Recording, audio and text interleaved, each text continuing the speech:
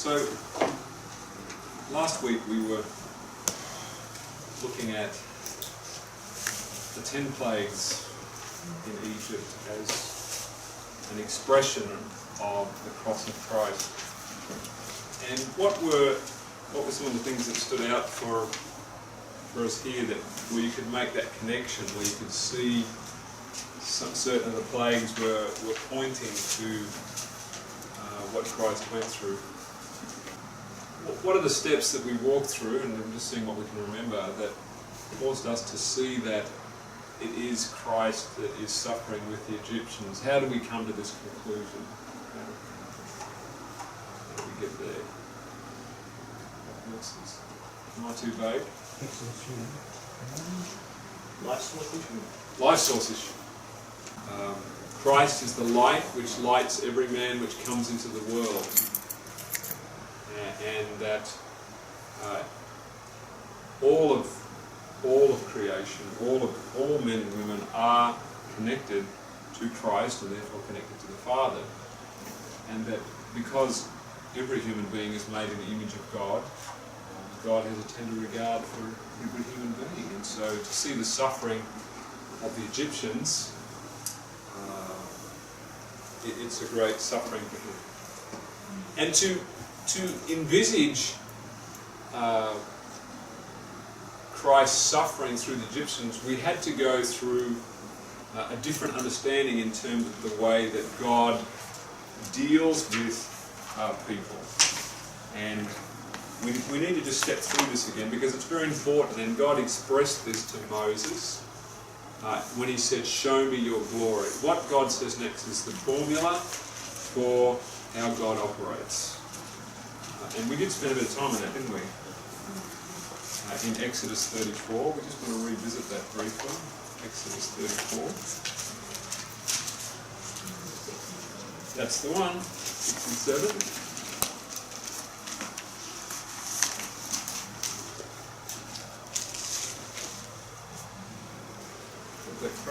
Yeah.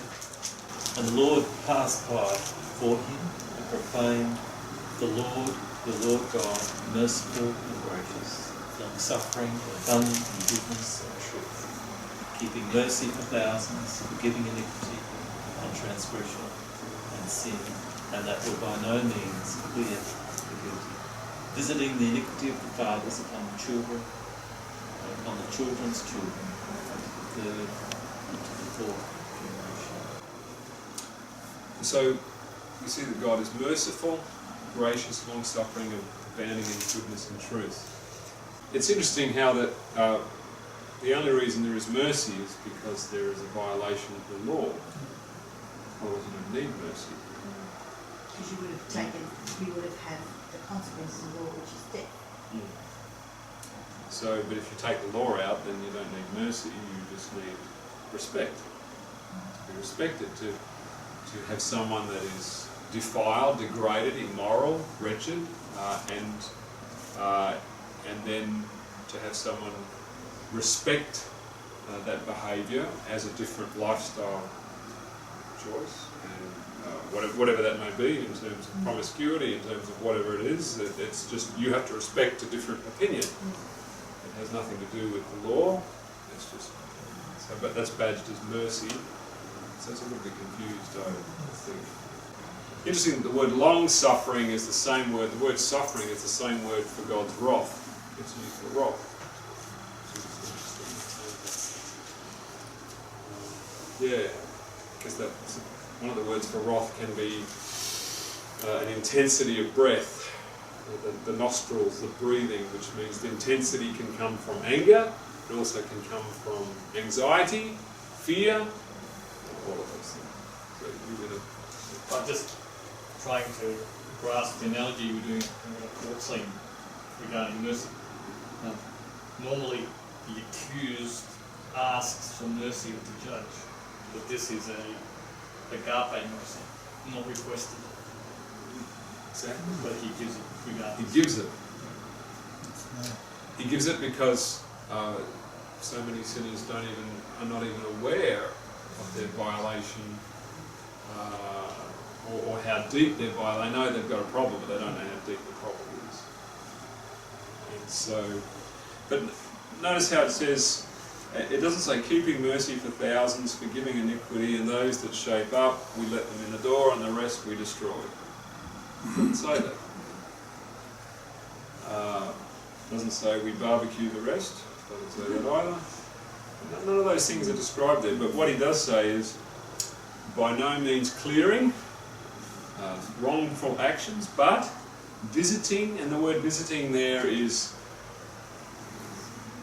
to allow to take place, visiting the iniquities of the fathers upon the children. And the Spirit of Prophecy calls this punishing sin with sin. Punishing sin with sin. Is it a noun or a verb? What's that? Visiting. Visiting. That's a good question. Visiting the iniquities. Visiting upon people. It's not an action of crushing the iniquities. It's not a forceful action. It's an allowing action to take place. So what we're saying is about withdrawing and now the consequences to happen to them. And so we just want to. I just want to read a couple of quotes from the Spirit of Prophecy again before we get into the study I want to look at tonight. This is again, the main one is from 14 Manuscript Release, page 3. I was shown that the time was in the near future that these whom God has warned and reproved and given great light, but they would not correct their ways and follow the light, he would remove from them that heavenly protection which has preserved them from Satan's cruel power. The Lord would surely leave them to themselves to follow the judgment and the counsels of their own wisdom. They would be simply left to themselves, and the protection of God be withdrawn from them, and they would not be shielded from the working of Satan. And this is directly connected to the work of the sealing. Early writings talks about people slipping and sliding, and Satan's trying to hold them until the sealing is done, because once the sealing is done, the spiritual ark of safety where God's people enter into, they're the only ones that are going to be shielded from Satan's wrath. No one else will have any protection at all, because the cup of indignation is poured out without mercy. There's no more protection at all. And so, a little bit further, I was shown that the judgments of God would not come directly out from the Lord upon them, but in this way. This is the central quote. This is a principle that's it's building on the statement that God visits the iniquity of the fathers upon the children under the third and fourth generation. This is how God administers punishment. He administers it through allowing wrongful choices to be having their effect. And he punishes sin with sin. God is not mocked. As a man sows, so shall he also reap. And we have the very difficult, some of this is difficult for us to answer fully, but visiting the iniquities of the fathers upon the children.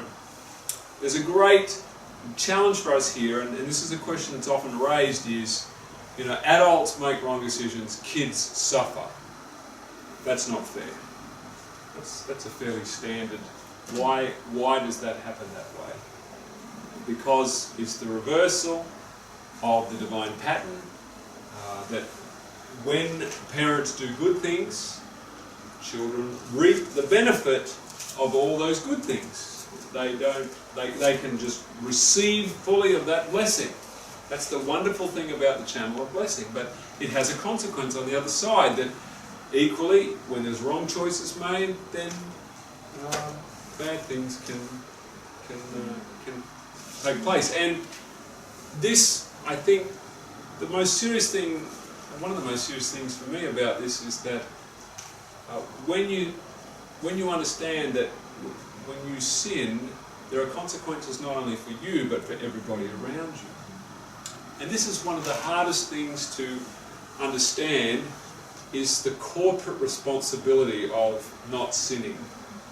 As in Achan, when he took the Babylonish garment and he took the pieces of silver, and his sinful action allowed Satan to come into the children of Israel, and then in their next warfare campaign, 35 families lost their father or brother or whatever. They were affected by this man's sin. Is that fair? Doesn't seem fair, does it? Looks like in the channel of blessing, it doesn't make sense. Because if someone pours some poison in the upstream, it all goes downstream, side streams and everywhere. But this is tapping into the trumpets, the wormwood, into the streams, into the rivers, and other people have to drink of that. And so there's all of these things should teach us that no man lives to himself and no man dies to himself. Every one of us, every action we take has an impact on everyone else around us, for good or for bad. And that's part of this teaching mechanism that we need to remember. Is this action I'm about to take going to, how many people think about this decision that I'm making today, how will it affect my great-great-great-great-grandchildren?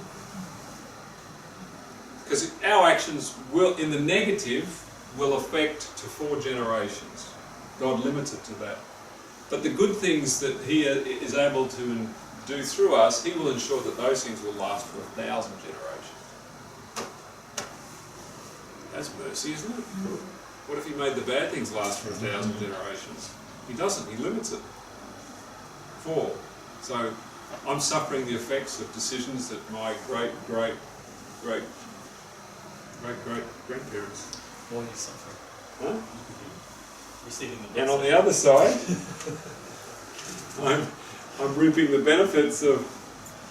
And on that particular point, I often think about, if you listen to the Dutch national anthem, the Dutch have prize a spirit of liberty and freedom, and not to be ruled by tyranny and creeds of men. I think I've benefited a bit from that. So. A couple of other statements. I just want to read this one. This is from Great Controversy 431. Men cannot with impunity reject the warning which God in His mercy sends to them. A message was sent from heaven to the world in Noah's day. So, this is the time of Noah. So she's talking about this principle applying in reference to the flood. And their salvation depended on the manner in which they treated that message. Because they rejected the warning, the Spirit of God was withdrawn from the sinful race. So we see a message given, a message rejected, and the Spirit is withdrawn. This is what she's saying. From the sinful race, and they perished in the waters of the flood. Now that's a very interesting process, isn't it? Message, rejection of message, Spirit withdrawn, perish in the water. And then she says, in the time of Abraham, mercy ceased to plead with the guilty inhabitants of Sodom. And all but Lot and his wife and 2 daughters were consumed by the fire sent down from heaven. But these are parallel stories.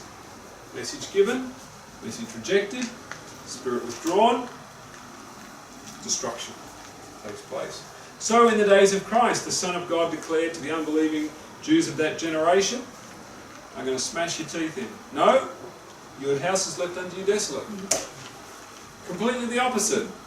I'm not coming after you, I'm walking away.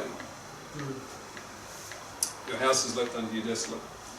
And then looking down to the last days, the same infinite power declares concerning those who receive not the love of the truth that they might be saved. For this cause God shall send them, or release to them a strong delusion that they should believe a lie, that they all might be damned who believed not the truth but had pleasure in unrighteousness. As they reject the teaching of His word, God withdraws His Spirit and leaves them to the deceptions which they love. And this is something that we are witnessing all around us at this present time, and it's very, very heart-rending to watch people that you love willingly receive a strong delusion. And once you receive a strong delusion, you become more intoxicated and more willing to receive another strong delusion and another strong delusion. That's why in the very near future, miracles will be able to be performed amongst God's people, and they will deceive many people because they've already drunk in strong delusions, and they will receive more. So we see this principle reflected again and again in the Word of God. I now want to come to two aspects in the Scripture, and we're just going to dig around on this with that thought in mind about God's withdrawing and how He withdraws. And come to Exodus 11, because I was just praying this morning, asking the Lord for guidance, and this verse just jumped out at me. I'm going, that's really interesting. I've written it up and put it on the website. It's called the Egyptian Ransom, and I'm tapping into the excellent point that Craig raised last week about Isaiah 43. It's really opened some things up. And we want to read verse 11, verse 4 and 5. Exodus 11, 4 and 5. Gavin. And Moses said, "Thus saith the Lord, about midnight will I go out into the midst of Egypt, and all the firstborn in the land of Egypt shall die, from the firstborn of Pharaoh that sits upon his throne, even unto the firstborn of the maidservant that is behind the mill, and all the firstborn of beasts." So let's look closely at the words here. Moses said, "Thus saith the Lord, about midnight will I go out." So you've got this word "go out," and then it says, "into the midst of Egypt." That's interesting. He says, "I will go out." And let's think about how we know about God withdrawing. But he's saying, reading the text as they're reading it here, it says he's going to go out into the midst of Egypt, and all the firstborn in Egypt shall die. If you read that on the surface level, it sounds like I'm going to go out and lop a few heads. I'm going to smack them. That's one way to read it. But let's dig into the words. These two words. I shall go out. The word for go out, yatsa, which means to come out, to go out, to exit or go forth. And then the word midst, tavek, means middle, through, among, from among, out of. So there's two ways that you can understand this word, but it's the word exit is being used to go out of, and then through, either into or through out of. You can read it both ways. You following? So it is God. Well, let me read. This is how the NIV reads this verse. Anyone got the NIV? I've got it here. So Moses said, this is what the Lord said, about midnight I will go throughout Egypt, every firstborn son in Egypt will die. So I will go throughout Egypt.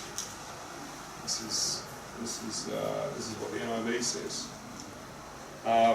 With an understanding of how these words work together, and with an understanding of how God brings judgment, I put it together with the Hebrew this way. And Moses says, "Thus saith the Lord, about midnight will I go out through Egypt, and all the firstborn in the land shall die." You picking the difference? I will not go throughout Egypt, I will go out through Egypt. There's a bit of a difference. Oh, also we will go out. This is like if I go out here, I will go out through the middle of this world. Yes, I'll go out through the middle of here. It's subtle, Yeah. but the difference is important, and I will explain why. Because, as we said, this principle, your house is left unto you desolate, God no longer is in a state of protection, He's moving out. But it doesn't just say that He moved out. It doesn't just say that He left. It says that He went out through Egypt. And this is very, very important. And I want you to because the same word is used earlier in the book of Genesis, the word for midst. And I want you to come to Genesis 15:10. And this will really connect some dots. It's quite powerful. Hopefully it will connect some dots if we've done enough preparation. But Genesis 15.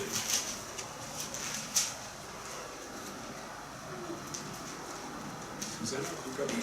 And he took unto him all these and divided them in the midst, and laid each piece one against another. But the birds divided he not. So he divided the animals in the midst.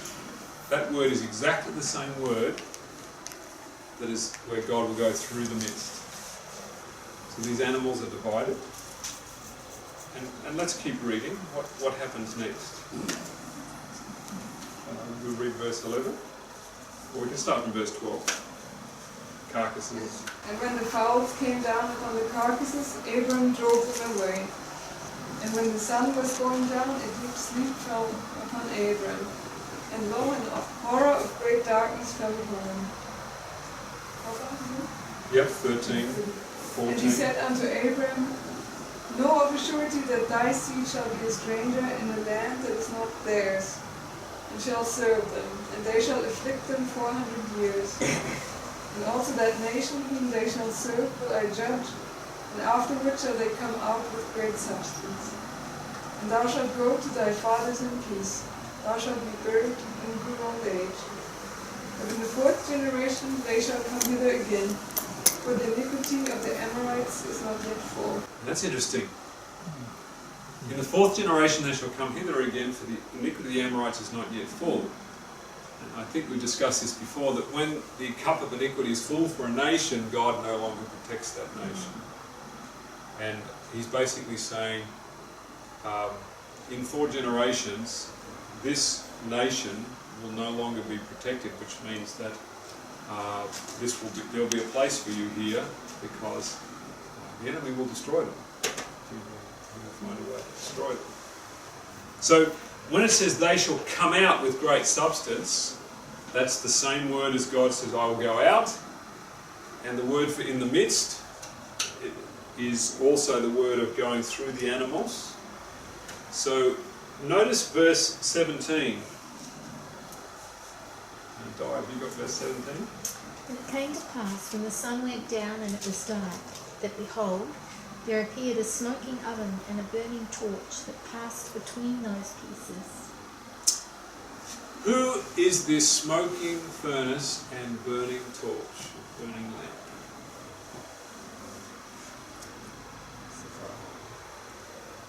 Father and the Son. This is the Father and the Son. Thy word is a lamp unto my feet. The word is Christ, the burning lamp, the brightness of the Father's glory. The smoking furnace is the light that is enclosed, which is the Father is enclosed, but the Son is the brightness of the Father's glory. And they walked through the middle of these carcasses together. Can you see a picture emerging? It says, lo, a horror of a great darkness fell upon Abraham. And we see that Egypt was bathed in a horror of a great darkness on the 3 nights before that the firstborn was slain. There was darkness. Christ, for 3 hours, was in darkness. There was darkness from the 6th hour to the 9th hour before the firstborn was slain. That was going on. But we see here in this story that God is showing what is going to happen when God's people come out. God moves between the sacrificial animals, and they are consumed and they are taken up. So the only way that God could move away was through this sacrifice. The sacrifice of passing through the midst, the Spirit of Christ in the lives of the Egyptians. The only way God could remove himself was through this sacrificial process. So God went out through Egypt. He didn't just walk away. This is what many people say, God just walked away. But he went out through Egypt. And this is where the firstborn of the Egyptians died. And it's a symbol of the death of the firstborn. And that it required, this is why Egypt was given for a ransom. A ransom. Am I making sense? Connecting. Sorry? I think at the Egypt ransom, the last bit there, I can see it going through. So going through. Going through and then removing themselves from. Yeah. So because as God is moving through and he is withdrawing his presence, who's coming into the vacuum? The enemy. The enemy's coming in. And God knows that this will cause a sacrifice. And that Christ, in the lives of the firstborn, the fear and the terror that they experiencing, he experiences it with them. The fear of the parents or the siblings, he experiences that with them. He goes through all of that with them. He's experiencing that at the same time. But this was the only way that the children of Israel could be released from Satan's control through the Egyptians was through this sacrifice. So this was the gospel being preached to Israel back then. That it was only through the death of the firstborn that they could be released from the bondage of Egypt. There was no other way they would escape. Pharaoh was absolutely adamant that they were not going. He was not going to let them go. And the only way it could come about was through the death of the firstborn of Egypt. And that's the gospel story. The only way that any of us are ever going to go to the heavenly city is through the death of the firstborn. This is the only way. So, I'm wondering if there's a parallel, could we write off there, if there's a parallel between the Israelites coming out through the sea I'm so glad you raised that. and picking it up, because it wasn't that 3 days after they left Egypt and the enemies followed them through. There was a breach made in the waters. There was a breach made in the waters. The Spirit of Christ, symbolic of water, the waters parted. They walk through and they come out, they go through. But in getting through there was there also at the same time the slaughter of the Egyptian army and wiping out their power, destroying them. And so there's a lot of symbolism here. A lot of symbolism here in terms of the cross, in terms of the gospel. So for me, the story of Abraham carving up animals and it was sort of like, it's a bit mystic, a bit ritualistic, a bit weird, a bit strange, but now it starts to make sense. God's showing what's going to happen in Egypt. He's showing what's going to happen with the Red Sea. And this is the big point that I just want to reiterate, because many people just say God withdraws. There's only one way that God can withdraw, and that's with a great sacrifice to himself through his Son. That's the only way he can leave. He can only walk away through great cost and great sacrifice through the cross. That's the point that we need to make, and that he leaves a trail behind him where the enemy comes into the vacuum, and because he knows this is going to happen, and he works this physical destruction. You going to say something? Just having a look at Exodus 12 and 13. Okay. Yeah. Well. Verse 12 and 13. Yep. For I will pass through the land of Egypt this night, and I will smite all the firstborn in the land of Egypt. The motto will say, and I will. It just says, and will. It doesn't say I will. For I will pass through the land of Egypt, and will smite all the first in the land of Egypt, both men and beast, and against all the gods of Egypt are to execute judgment. So what are you seeing there? Well, the next verse is exactly what you were saying before. And the blood shall be to you for a token of the house where you are. And when I see the blood, I will pass over or spare and protect you. So God would not need to spare or protect you if he was the one actually doing the actions. Thank you. This is the point. Well, then he can still pass. He can still do the action. So, with one hand he's protecting, the other hand he's trying to smash. Yeah. That's a bit schizophrenic. Yeah. This is exactly the point. Another one I thought when you said about the message given lest the rejected spirit moved to perish was Saul. Was the spirit Yes. moved from him to perish? Yeah. I'm trying to remember the message that was given and rejected, but I suppose. He had a prophet's message given to him several times, and he kept rejecting it, and he kept doing things his own way. The spirit was removed from him. He could still, with that story, he could still technically do it. He could just go through and see all the doorposts and only smite those that didn't have it. And he says, "I will protect." Just What does it say, protect? pass over you. Oh, in the Oh, I will margin. pass The over margin you. says spare and protect. That is spare and protect. Oh, spare and protect. In the margin. Margin for Passover is spare and protect. And so with this dual action, and I've just written something here just for your thought, because we move to the death of Christ. When we consider the death of Christ, what was it that killed him? The separation.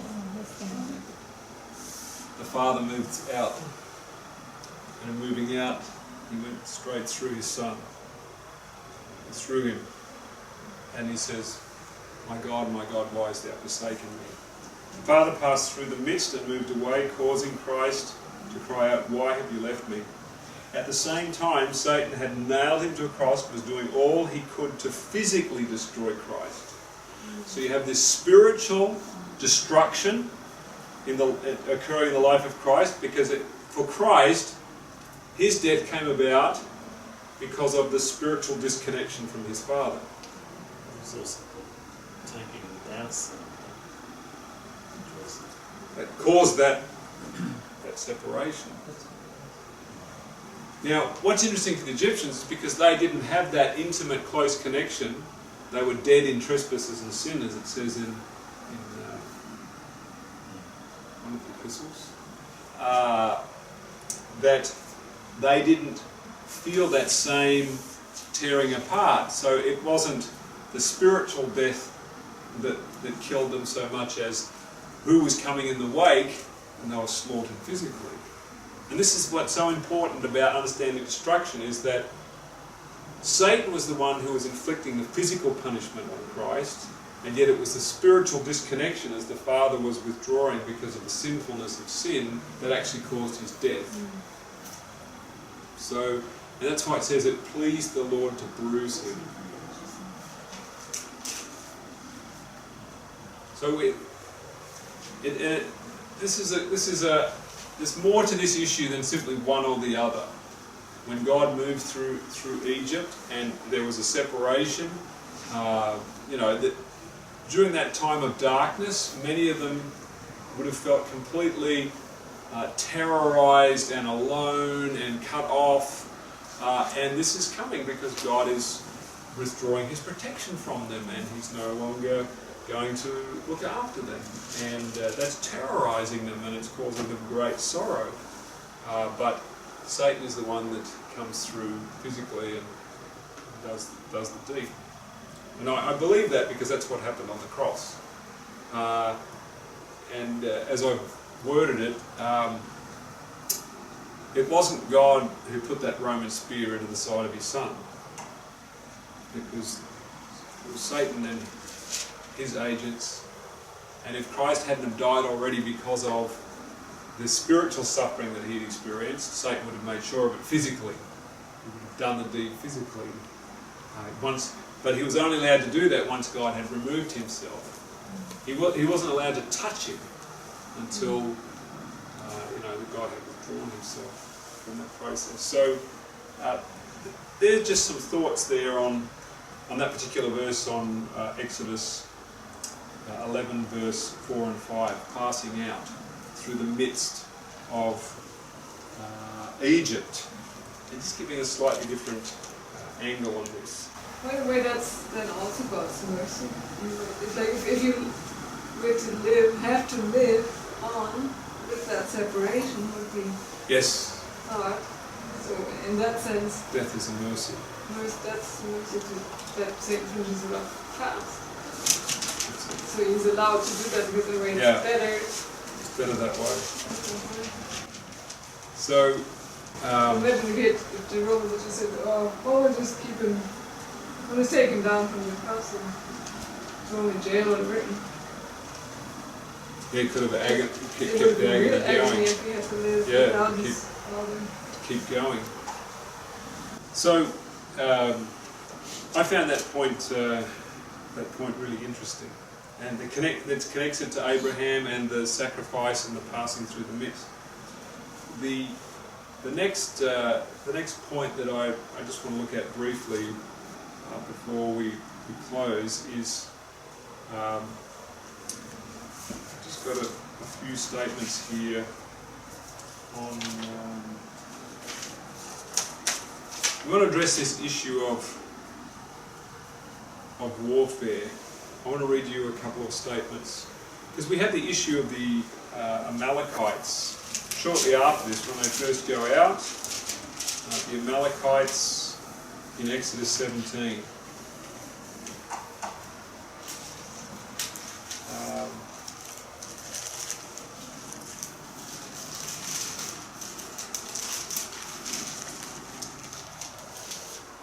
Now, I just want to read you this statement. Patriarchs and Prophets 3:92. The Lord had never commanded them to go up and fight. It was not his purpose that they should gain the land by warfare, but by strict obedience to his commands. Moses was too hasty in slaying the Egyptians. He supposed that the people of Israel understood God's special providence, had raised him to deliver them, but the Lord did not design to accomplish his work by warfare. So, if God never designed for warfare to be used, why do we have these commands from God to use warfare to destroy people? How do we account for this? This is the question we need to address. And so, when we come to chapter 17, the first half of the chapter, what's going on in Exodus 17? What's happening with the children of Israel? Surprisingly, they were whinging and carrying on. Whinging and carrying on, Tantrums. and throwing tantrums. So they were murmuring and complaining. They were blaming.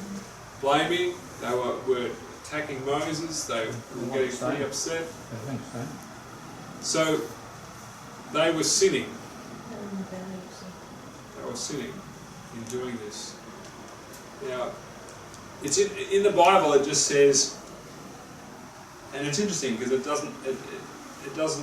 it uses a connection word. Like verse 7, you've got they're saying, "Is the Lord among us or not?" But that's a really blasphemous thing to say after what they've just experienced. And then you have the word then. Then suggests a connection. Is the Lord among us or not? Then, as a result of what's just occurred, came Amalek and fought with Israel and Rephidim. So, by murmuring against God and saying, "You brought us out in the wilderness to destroy us," they sinned against the commandments. God was no longer able to protect them in the way that he had before, and this enabled Satan to provide a strong delusion to the Amalekites. And Spirit of Prophecy says in Patriarchs and Prophets that Amalek and his nation had determined to slaughter every single one of the Israelites and not leave one of them alive. That was their intention. And that's a strong delusion from Satan. Satan was allowed to fill their minds with these thoughts. It was completely unprovoked. The Israelites had not done anything to them. And these people came in and they attacked the weak and the faint. And that's the other thing. We think, well, why were the poor little ones suffering? Well, because Israel had murmured and complained. They'd created a breach in the wall. And at this particular point, we want to look at Psalm 78 again. Psalm 78 gives us a lot of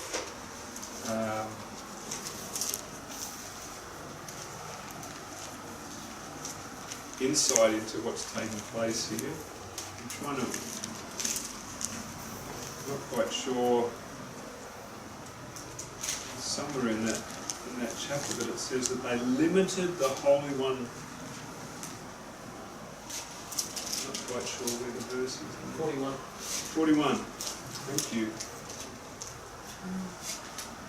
They turned back and tempted God and limited the Holy One of Israel. So when they're murmuring and they're complaining, God was limited in his ability to protect them. If they had kept his commandments and his statutes and his judgments, he would have been able to protect them from Amalek. But when they sinned, he was not able to protect them. So what do you do now in this situation? God is no longer able to protect them because of what they have done. Every one of them, if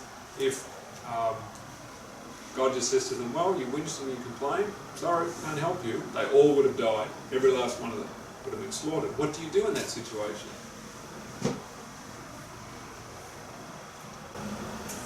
Usually it says also to cause pain. To cause pain in what context? Oh, that word, limited. So they cause pain to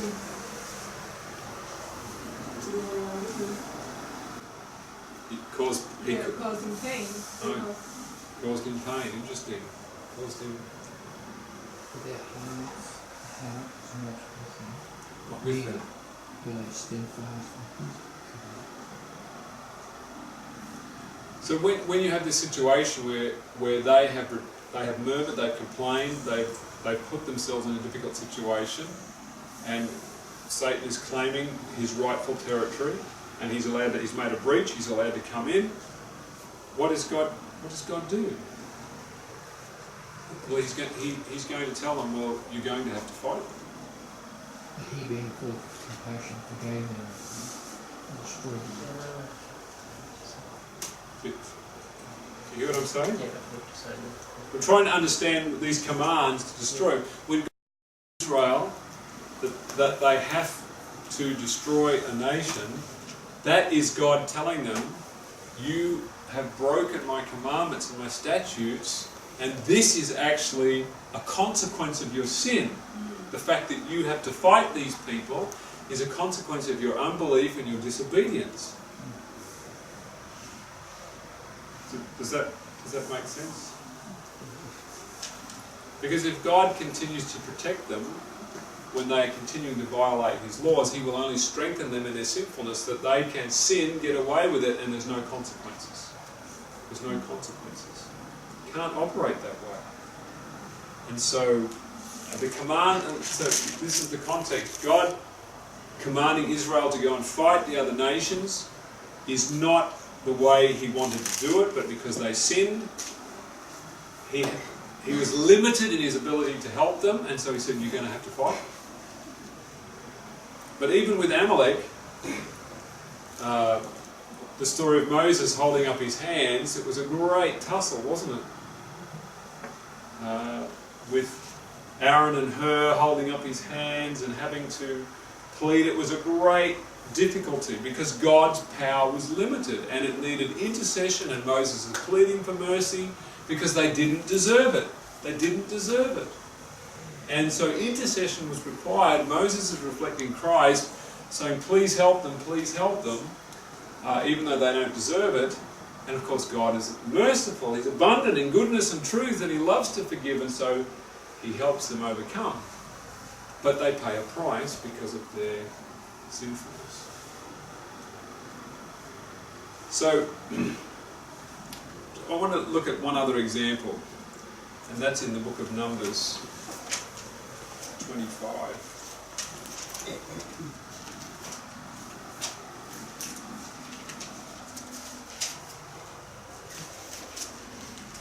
So, I guess in what I'm suggesting, and I want to write more about this and talk more about this, is some people say, well, when God withdraws himself, he never, it wasn't really him who commanded the Israelites to destroy these other nations. Yes, he did.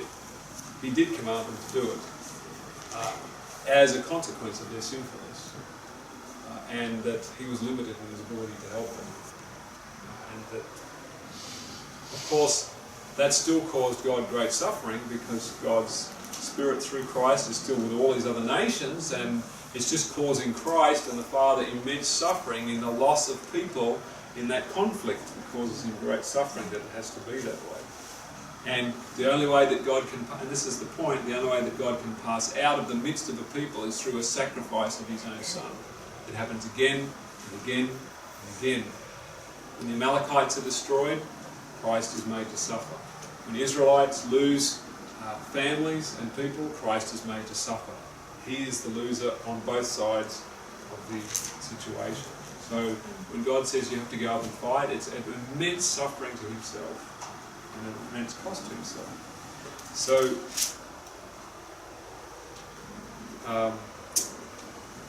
where are we up to? We're up to Craig? Numbers 25, verse, let's read from verse 1. And Israel abode in Shittim, and the people began to commit whoredom with the daughters of Moab. Go down to verse 4. And they called the people unto the sacrifices of the gods, and the people did eat, and bowed down to their gods. And Israel joined himself unto Baal Peor, and the anger of the Lord was kindled against Israel. And the Lord said unto Moses, take all the heads of the people, and hang them up before the Lord against the sun, that the fierce anger of the Lord may be turned away from Israel. Okay, good. So here we have, the Lord said unto Moses, take all the heads of the people and hang them up before the Lord against the sun. That sounds pretty rough, doesn't it? So, what begins to happen? These people are bowing down, they've joined themselves to another nation, they have completely smashed down the wall of protection, they're involved in idolatry, they've been clearly told this is not a good, so they've just blown wide open the door of God's protection. Satan begins to march into the camp, and we see what happens in verse, we read now in verse 5, let's just keep reading, verse 5, 6, we'll just read down the story. And Moses said unto the judges of Israel, slay ye every one of his men that were joined unto Baal Peor. And, behold, one of the children of Israel came and brought unto his brethren a Midianitish woman in the sight of Moses, and in the sight of all the congregation of the children of Israel, who were weeping before the door of the tabernacle of the congregation.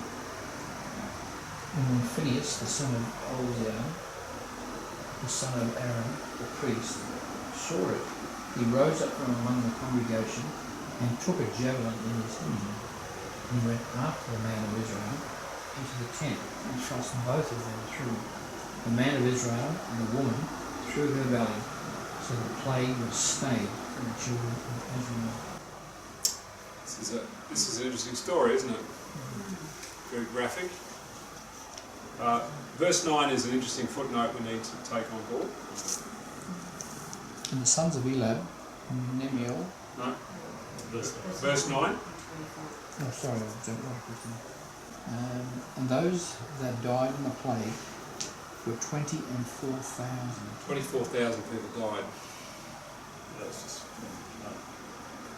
From the plague. So, what's going on here?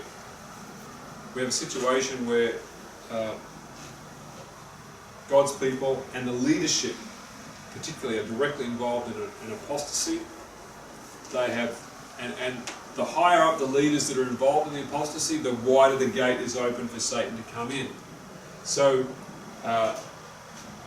these men, these leaders who are rebelling against God, and this is the way I want to put it, is that the men who are directly involved, who've joined themselves to Baal Peor, have directly connected themselves and made themselves a conduit for Satan and his angels to come straight into the camp.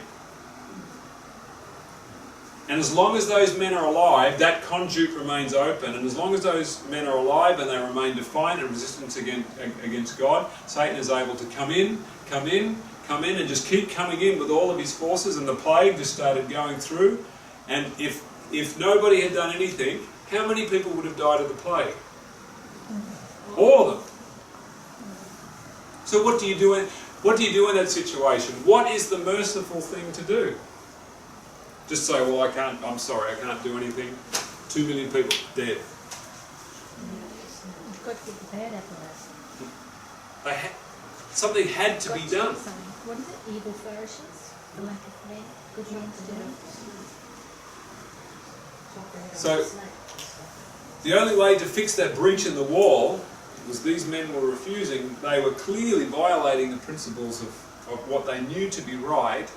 And people were dying left, right and centre. Men, women and children were dying because Satan was in, he had gotten in, he had bound, as Jesus said, he had bound the strong man of the house, and now he was spoiling the goods of the house. And he was slaughtering, wiping out with plague and pestilence, and destroying God's people.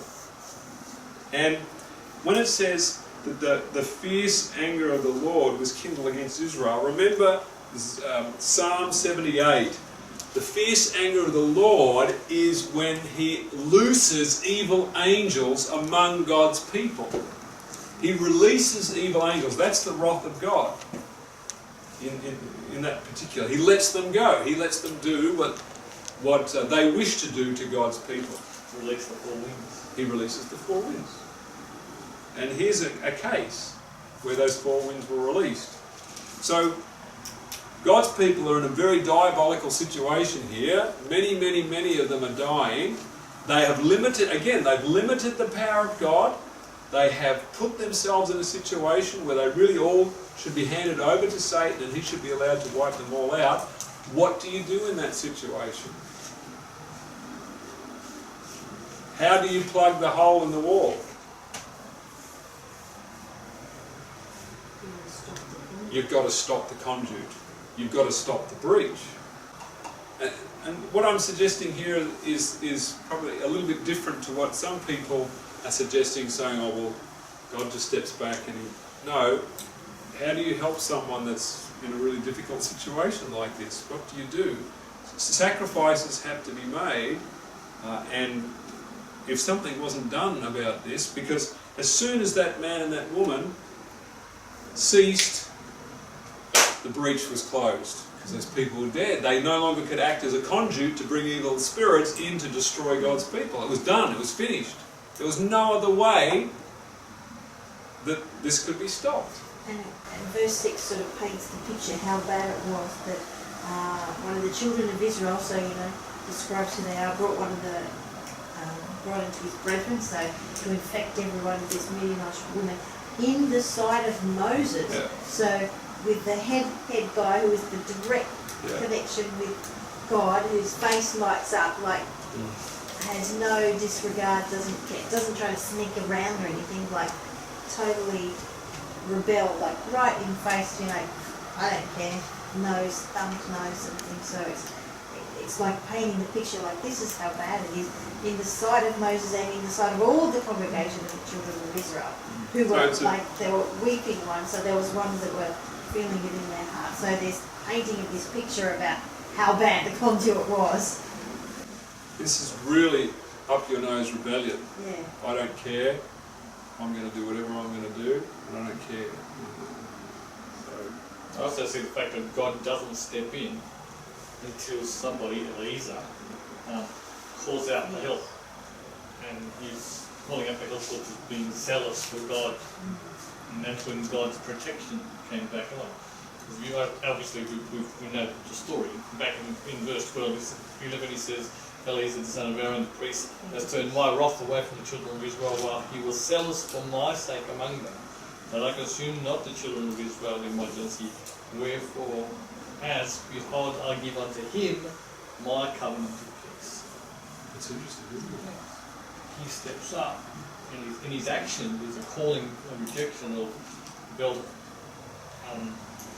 Balfour, and a calling out from God for help. And God steps in and gives him his peace.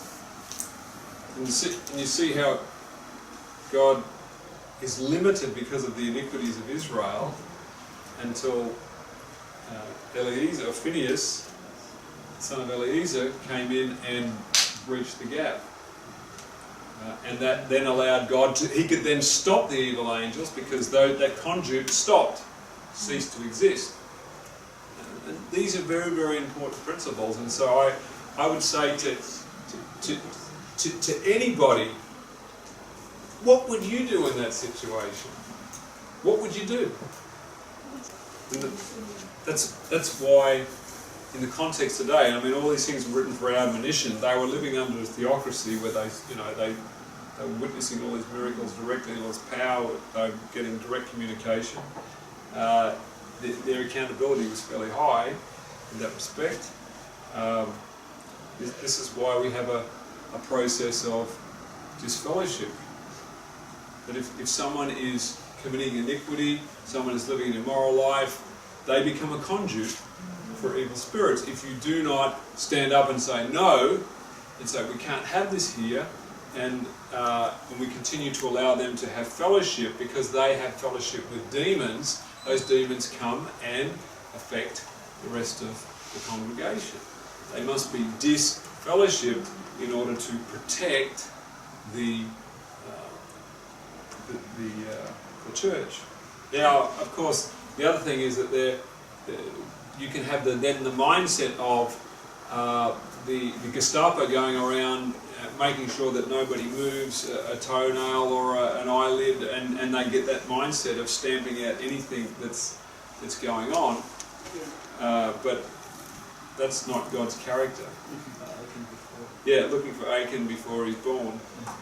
And then the other side, if you don't have that stance of chopping off the conduit but just allowing it to just creep away, that there's no, for the others to see that was wrong, it's just allowed to do anything that stands up against it, then the conduit still comes in but is more secretive. It just still allows to go through because there's not been that stand up and that chopping off and that separation. You've got to ask yourself what was happening for this to happen. This whole incident. As in the camp, the Israelite. Yeah, this just didn't happen overnight. No, but when it comes from the heads and that they did it so disrespectfully in front of the person that has a direct connection to God, you sort of go, yeah, it's sort of fairly high up the scale. And let's remember that the actions that are being taken here are being taken by Moses and the most senior family in the priesthood that are taking this. This is not some little guy that's just decided, oh, I'm going to kill him off. This was, this was done decently and in order to meet a tremendous crisis that was taking place. But that crisis was a planned crisis as well. From Satan's perspective? Well, yeah, from Satan, but he used the serpent of the Lord. Had been the serpent of the Lord. Balaam was the means of this whole incident. He actually planned it, he designed it.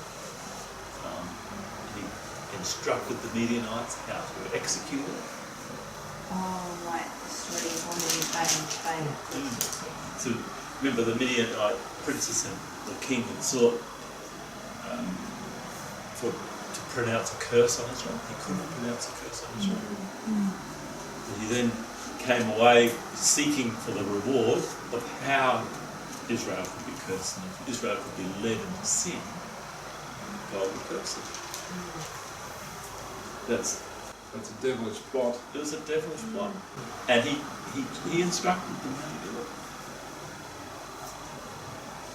He used the women to make friends. And it just grew and grew and grew until the leading families were involved. Moses was oblivious to what was going on. He had no idea. Moses was busy about planning, getting ready to going over into the promised land. He's had his mind full of all sorts of things. He actually had no idea what was going on.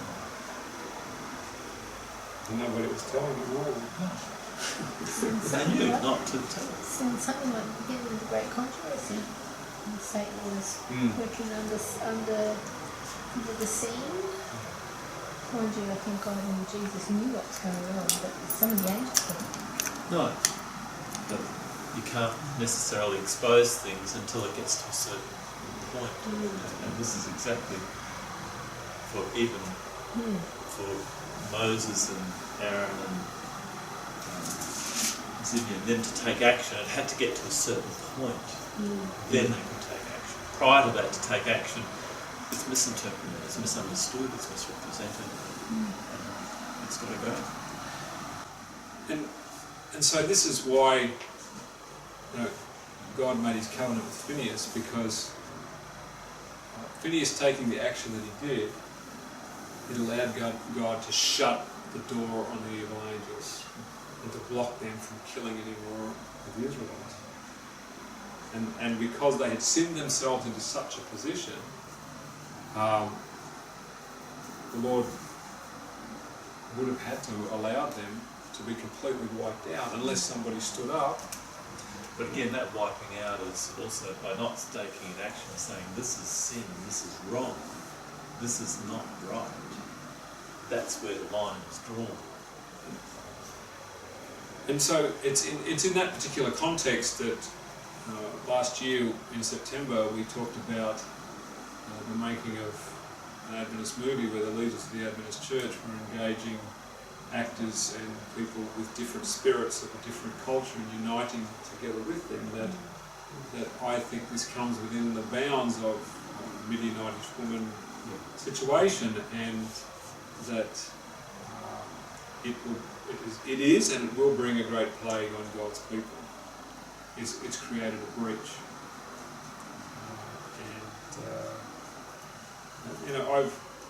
On this particular point, it's in terms of breaches and in terms of spirits. There are. I mentioned this that night, and I reiterate this again, that every person, the deity that they pledge allegiance to, has a spirit, and that spirit will, if you connect to it, if you fellowship with it, that spirit will begin to come and influence your house and your household.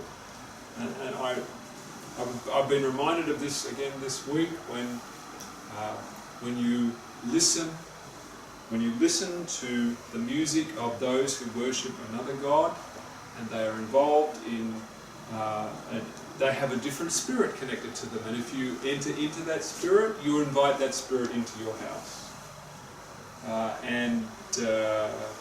I was reminded of again this week, it's a very, very dangerous thing to do. And these spirits play very subtle games. If in your house you're used to arguments, you're used to accidents, you're used to things going wrong all the time, you won't know, because it's normal life. But it shouldn't be normal life, because God protects His children. And when there's a high level of argument, when there's a high level of contention, when there's accidents happening one after another, we need to ask the question, why is this happening? Not just God just fold His arms and say, oh, I've just decided you're going to have an accident today. See how you respond. It's not how our Father works. But when we join ourselves with a different spirit, when we allow, and I can say that in the case of Zimri and Cosby, because that's the two people, as we talked about this, Zimri means musical, And Cosby means falsehood. When you listen to false music with a false spirit, it will bring a plague and it will destroy you. And the majority of Seventh-day Adventists who will not go to heaven will do so because they have joined themselves to movies, music, and worship that is not of God and His Son, but based on the Trinity, based on all these things. You join yourself to that kind of spirit, you listen to their music, you listen to them sing their hymns, you will enter into that spirit, and if you enter into that spirit, a plague will come upon your house. This is one of the most challenging messages. I don't know why it should be challenging, and I'm sometimes a little bit hesitant, but you know, we need to cut ourselves off from any kind of false music and worship and entertainment, because it's only going to bring a plague. And because we're all part of a corporate body, that when one fails, everybody else is going to suffer as well. And we have a duty to give up the right to be entertained. I've grown up with a right. It's taken me years to give up my right to be entertained, because I've been entertained most of my life. And weaning yourself off entertainment, it's hard when you've had it most of your life. But entertainment is going to kill most of God's people in the last days that are lost. That's what Caesar offered, wasn't it? Free bread and games. Bread and games. That's it. And American Idol, Australian Idol, joined unto their idols. So you engage in this material, you're opening a breach, you're opening a door, and the simple clicking on a Facebook page of a video of a piece of music can open a door in your house instantly. Just like that. It's yeah. You can record it here. Adrian's gone mad. But as I prayed about just a piece of music, and I did. I clicked on a piece of music, and I've had challenges. I've had difficulties, and I'm like, Lord, is this for real? Is this really? Am I just a nutter? And it's like, and the words came back, Adrian, if in doubt, don't do it. Yes. So you wouldn't click on an email or something with a potential With a virus, would you? No, you delete them. You get rid of them. We all know to do that. So these music clips, these things that seem very innocent, many of these things are viruses that allow Satan to come into your homes, and just little irritations in your spirit, frustrations, miscommunication, misunderstanding, twisting what your partner is saying, getting irritated. I mean, if we're used to living this way, then we won't realise that Satan is preparing us for a great apostasy. But if you have come to an understanding of the love of God and the mercy of God, you will know instantly that allowing that emotion to pass through you unchecked is allowing Satan to rule your heart and your home. And yeah, so we better wind it up there. But I just wanted to address a couple of issues. One was the issue of warfare and why God sometimes commanded warfare to take place. Again, it's a diabolical situation, and it's God's people violating His commandments, violating His principles, that puts God in an impossible situation. He cannot win either way. And so the question is, again, if someone thinks that what happened was the wrong way, my question is, how would you deal with it, and how would you do it better under those conditions? Oh, well, we just let people sin, we just ignore what they're doing, we just continue to protect them. You've got to get real. I mean, that's not the way that's not how it works. You break God's commandments, you've got to step outside. And the direct commands that in some cases, people who became conduits for the wicked one, who were bringing great slaughter amongst God's people, there was no other way to deal with the situation. There's no other way. And I totally understand. I totally appreciate that. It's not what God wants to do. So what's the lesson above all this? Don't murmur, don't complain, don't watch stuff that, because you're going to invite evil spirits, and you start doing that, you're going to be placed in a situation where you're going to have to be asked to do things that you don't want to do.